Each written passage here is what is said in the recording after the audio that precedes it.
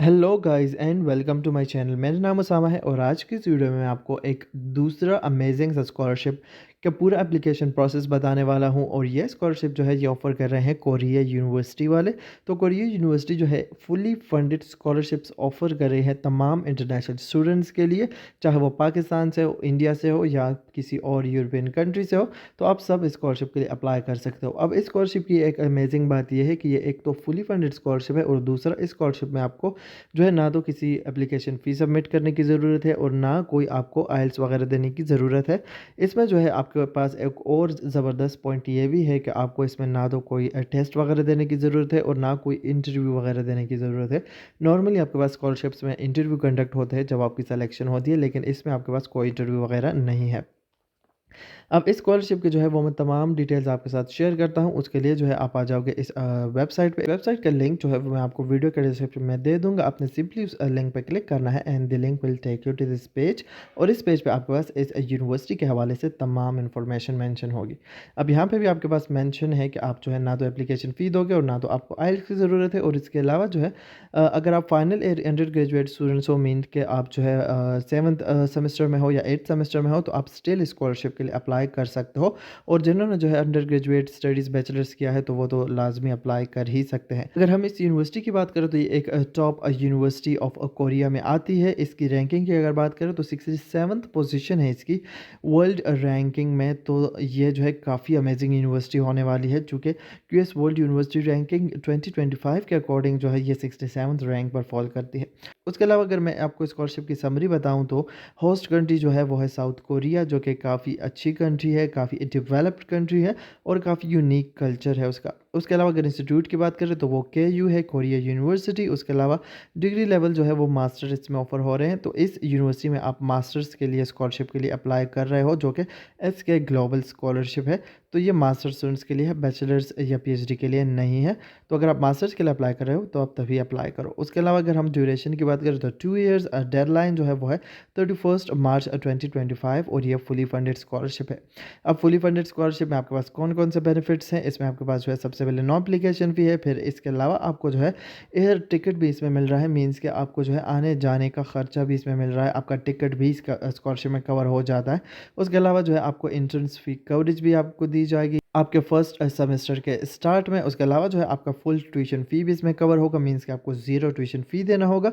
उसके अलावा आपको लिविंग अलाउंस भी मिलेगा मंथली। उसके अलावा मेडिकल इंश्योरेंस भी होगा और उसके साथ-साथ जो है आपको कोरियन लैंग्वेज ट्रेनिंग भी फ्री ऑफ कॉस्ट जो है स्कॉलरशिप में प्रोवाइड की जाएगी। तो स्कॉलरशिप में आपके पास ए टू ज़ी सारी चीज़ें कवर हो जाती है।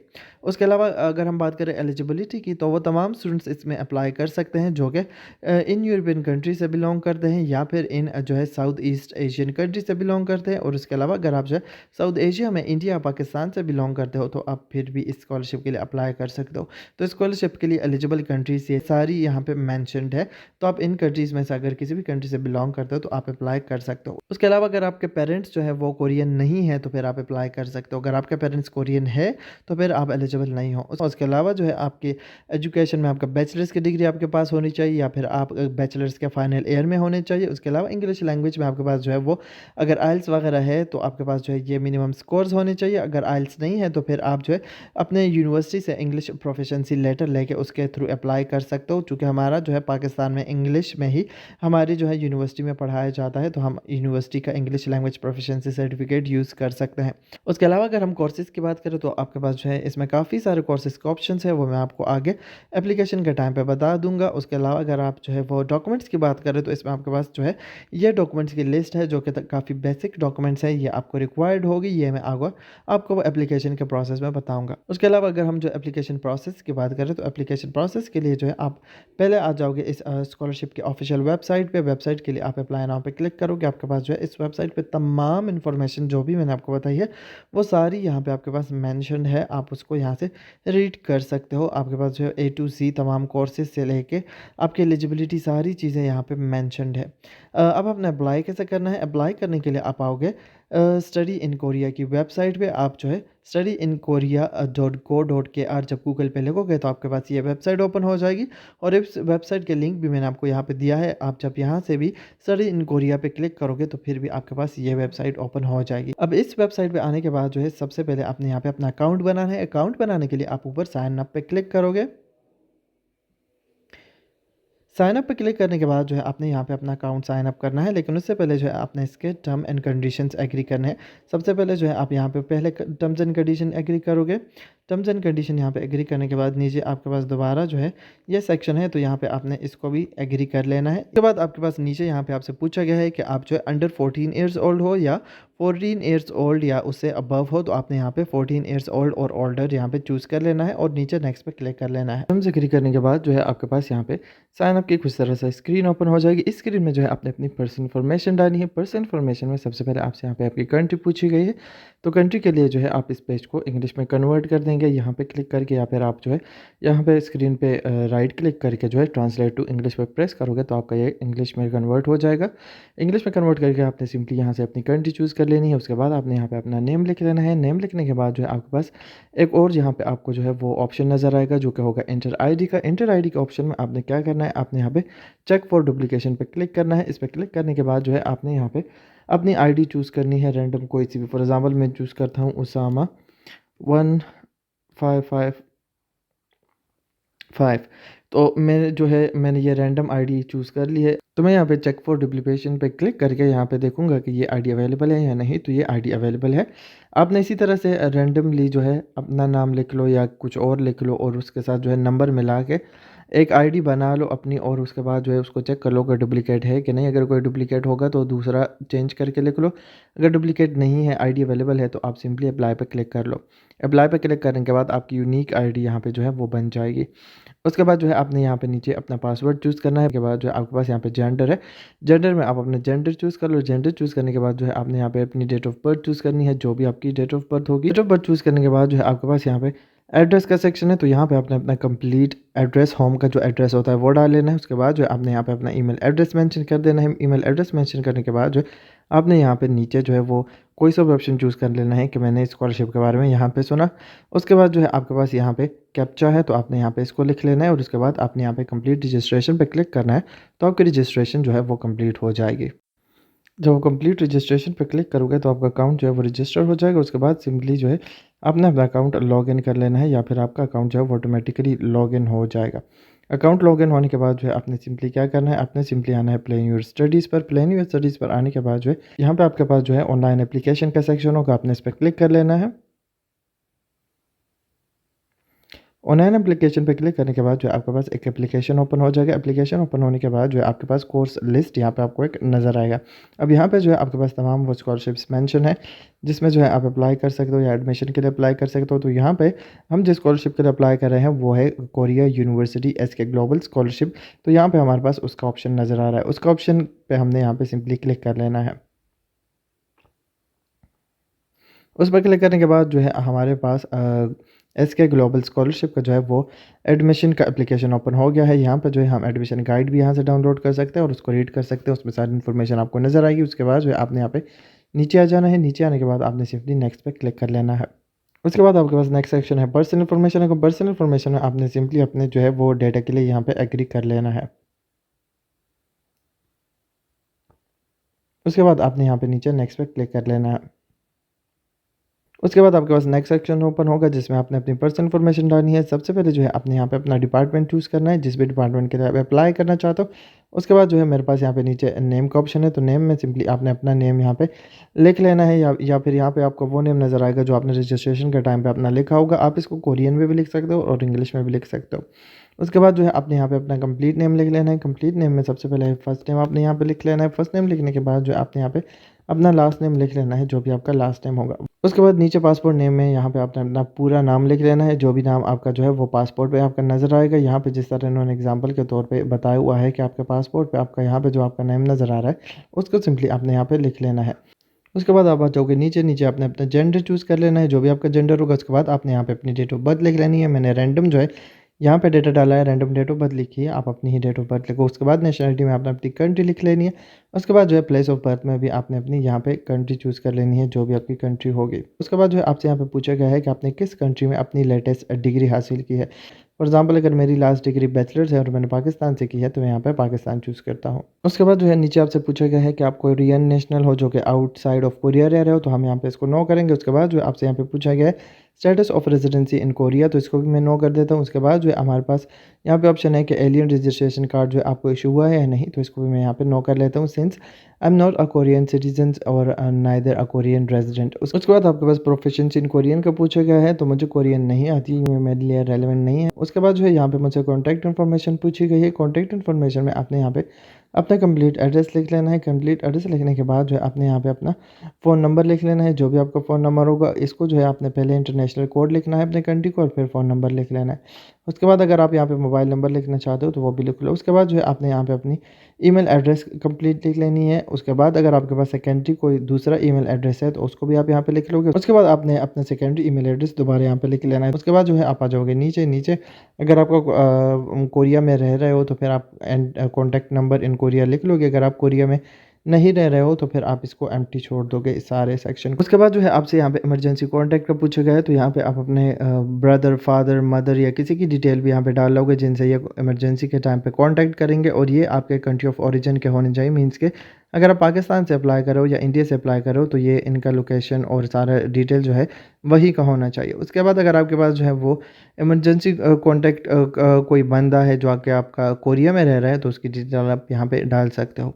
अगर वो नहीं है कोई कोरिया में आपका इमरजेंसी कॉन्टैक्ट के लिए पर्सन, तो आप इसको एम्प्टी छोड़ दो। उसके बाद एजुकेशनल बैकग्राउंड में आपने सिंपली यहाँ पे अपनी एजुकेशन की डिटेल डालनी है। सबसे पहले जो है आप यहाँ पे अपने यूनिवर्सिटी का नेम लिख लोगे जहाँ से भी आपने अपनी यूनिवर्सिटी पढ़ी है। उसके बाद जो है एड्रेस में आपने यहाँ पे वो कंट्री चूज़ करनी है जिस भी कंट्री आपने अपना बैचलर्स किया। उसके बाद यहाँ पे आपसे जो है school contact information, fax, school home page, school email.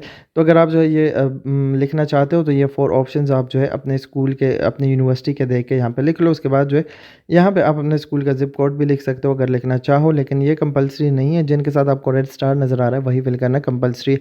उसके बाद स्कूल एड्रेस में आपने अपने स्कूल का कंप्लीट एड्रेस लिख लेना है जो कि आपकी यूनिवर्सिटी का एड्रेस होगा। उसके बाद स्टार्ट ऑफ स्टडी डेज़ में जो है आपने वो डेट यहाँ पे लिखना है कि जब आपने अपनी बैचलर्स की डिग्री स्टार्ट की। तो यहाँ पे जो है मैं एक रैंडम डेट लिख लेता हूँ जस्ट आपको समझाने के लिए, और फिर आप जो है एंड डेट में वो डेट लिखोगे कि जब आपने अपनी डिग्री ख़त्म की। तो यहाँ पे भी मैं कोई रैंडम डेट लिख लेता हूँ। उसके बाद जो है मेरे पास यहाँ पे मेजर पूछा गया है, मीन्स के मैंने कौन से फील्ड में अपना जो है वो बैचलर्स किया है। तो फॉर एग्जाम्पल अगर मैंने कंप्यूटर साइंस पे किया है तो मैं यहाँ पे कंप्यूटर साइंस लिख लेता हूँ। आप फुल फॉर्म में अपने मेजर का नाम यहाँ पे लिख लोगे। मैंने जस्ट आपको समझाने के लिए शॉर्ट फॉर्म लिख लिया है।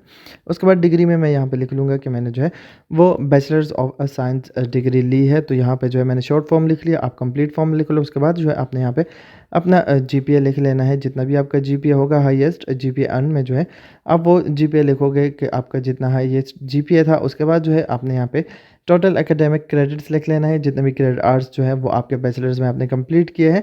उसके बाद जो है रिमार्क्स को आपने यहाँ पे इसको एम्प्टी छोड़ देना है। अब इसमें से जो है अगर आप जिनके साथ स्टार्स नहीं है अगर वो आप फिल ना भी करें तो उससे कोई फ़र्क इतना नहीं पड़ता। उसके बाद एजुकेशनल इन्फॉर्मेशन 2 में जो है आप यहाँ पे अपने हाई स्कूल की डिटेल डालोगे। हाई स्कूल मीन्स कि आपका 12th ग्रेड जो कि आपका इंटरमीडिएट होता है। तो यहाँ पे सिंपली आपने अपने कॉलेज का नेम लिख लेना है जहाँ से भी आपने ए लेवल्स या इंटरमीडिएट किया है। उसके बाद जो है आपने उसकी कंट्री यहाँ पे लिख लेनी है। उसके बाद उसके हवाले से आप ये इन्फॉर्मेशन भी यहाँ पे लिख सकते हो। अगर नहीं लिखना चाहते तो इसको एम्प्टी छोड़ दो। उसके बाद स्कूल का एड्रेस लिख लोगे यहाँ पे। उसके बाद जो है आपने यहाँ पे स्टार्ट डेट लिख लेनी है कि आप इस स्कूल में आपने अपनी सेकेंडरी एजुकेशन कब स्टार्ट की और कब ख़त्म की।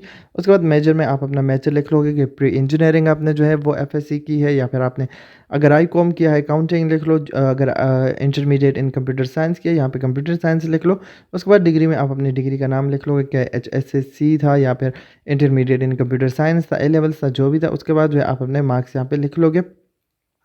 उसके बाद जो है आपसे यहाँ पे रिमार्क्स वगैरह का अगर पूछा गया तो इसको आप जो है वो एम्प्टी छोड़ दोगे। उसके अलावा अगर आप जो है मज़ीद एजुकेशन की डिटेल डालना चाहते हो तो आप यहाँ पे ऐड एजुकेशन इन्फॉर्मेशन पे क्लिक करके मज़ीद एजुकेशन की डिटेल भी डाल सकते हो। लेकिन आप सिंपली यहाँ पे पहले अपनी यूनिवर्सिटी की डिटेल डालो बैचलर्स की, उसके बाद जो है यहाँ पे अपने कॉलेज की डाल के इसको जो है इतना ही काफ़ी है।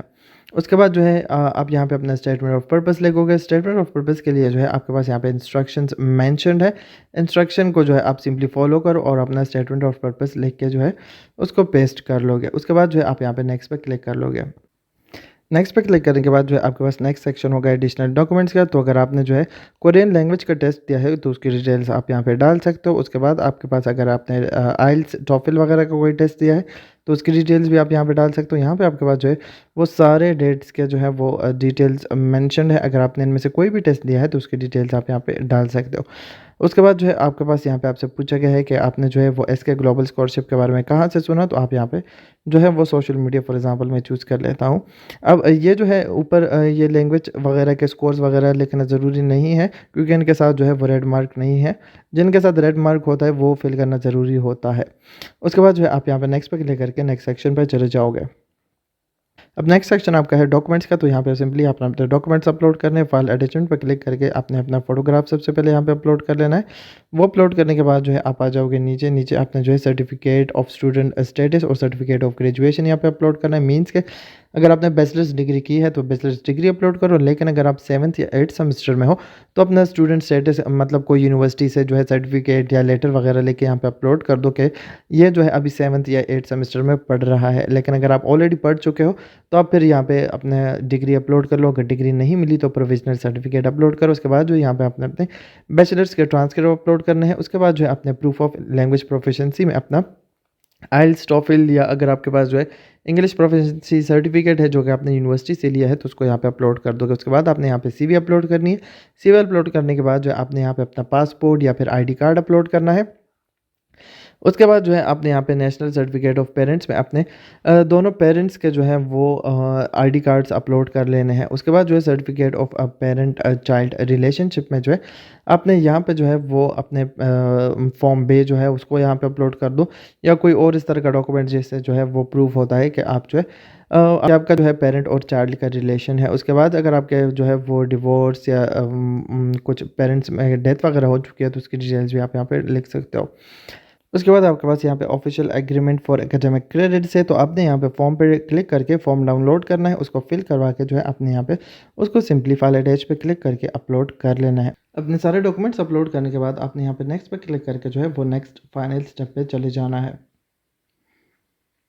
अब फाइनल स्टेप जो है आपका फाइनल कंफर्मेशन का है। फाइनल कंफर्मेशन में आपकी सारी डिटेल्स यहाँ पे नज़र आएगी जो भी आपने फिल की होगी। मैंने जो है यहाँ पे सारा डमी डेटा डाला है जस्ट आपको समझाने के लिए। आप अपना ही डेटा डालो। अगर ऐसे इन्फॉर्मेशन में आपको कोई जो है मिस्टेक नज़र आ रही है तो एडिट पे क्लिक करके जो है आप जो है सारी इन्फॉर्मेशन अपनी एडिट कर सकते हो। अपनी सारी इन्फॉर्मेशन कंफर्म करने के बाद जो है आपने सिंपली यहाँ पे सबमिट पे क्लिक करके अपना एप्लीकेशन सबमिट कर लेना है और आपका एप्लीकेशन सबमिट हो जाएगा। तो ये तो हमारा बहुत ही सिंपल ईजी सा एप्लीकेशन का प्रोसेस। इसमें आपके पास कोई कॉम्प्लिकेशंस नहीं है, कोई जो है इसमें आपके पास जो है लेंथी स्टेप्स नहीं है। आपने सिंपली इसको जो है वो फिल करके सबमिट करना है। तो वीडियो देखने का बहुत शुक्रिया। मेरी वीडियो को लाइक करें, चैनल को सब्सक्राइब करिए। अल्लाह हाफिज़।